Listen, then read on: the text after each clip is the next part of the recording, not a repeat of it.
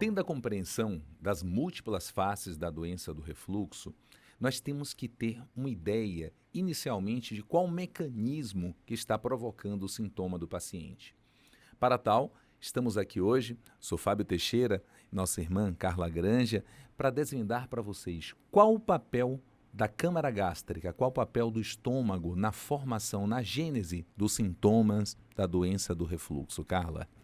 Então, nós precisamos sempre investigar com os nossos pacientes, questionar ativamente se esses pacientes têm algum tipo de sintoma que a gente chama de dispéptico, se ele tem alguma sensação de distensão abdominal, de plenitude pós-prandial, até mesmo de dor epigástrica, são chamados sintomas dispépticos.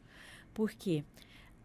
Nós sabemos que o estômago tem uma função de receber o bolo alimentar e acomodar esse bolo alimentar até que ele seja transformado no que nós chamamos de quimo, para que ele possa ser, então, vagarosamente liberado pelo piloro para dentro do duodeno para que os nutrientes sejam absorvidos. Quem faz essa acomodação é o fundo gástrico, que tem a capacidade de fazer essa acomodação. Quando, por algum motivo, nós temos uma lentificação desse processo de digestão que ocorre dentro do estômago, o fundo gástrico se distende mais e ele promove o que nós já dissemos anteriormente, que são os relaxamentos transitórios do esfíncter inferior do esôfago, favorecendo o refluxo, favorecendo, por exemplo, um refluxo também gasoso, uma eructação, que muitas vezes se acompanha de um conteúdo líquido.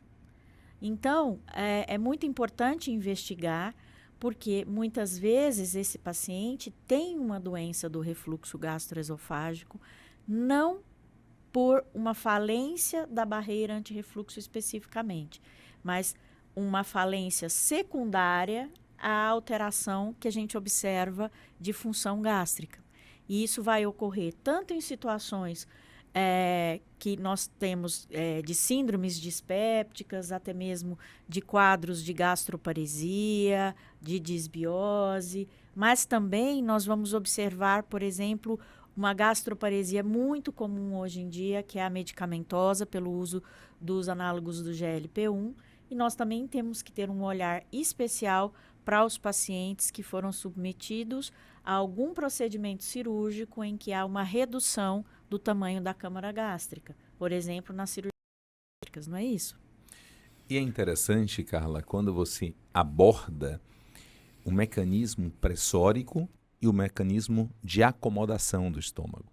Então, quando estamos diante de um paciente que muitas vezes até taxamos, carimbamos como refratário, o paciente que não está respondendo, nós temos que parar. Primeiro, qual o sintoma que esse paciente está apresentando? É só pirose? O paciente tem regurgitação, tem retorno do conteúdo alimentar?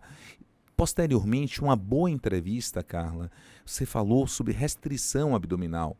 Muitas mulheres fazem cirurgia abdominal e muitas vezes diminui cada vez mais a distensibilidade do abdômen. Você cria uma câmara de alta pressão intraabdominal.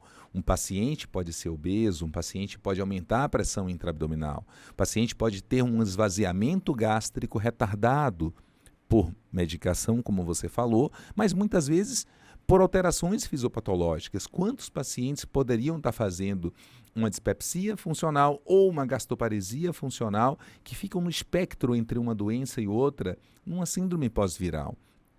Essa compreensão, hoje, só vale a gente poder utilizar uma droga como um procinético para esse paciente que tem um retardo do esvaziamento.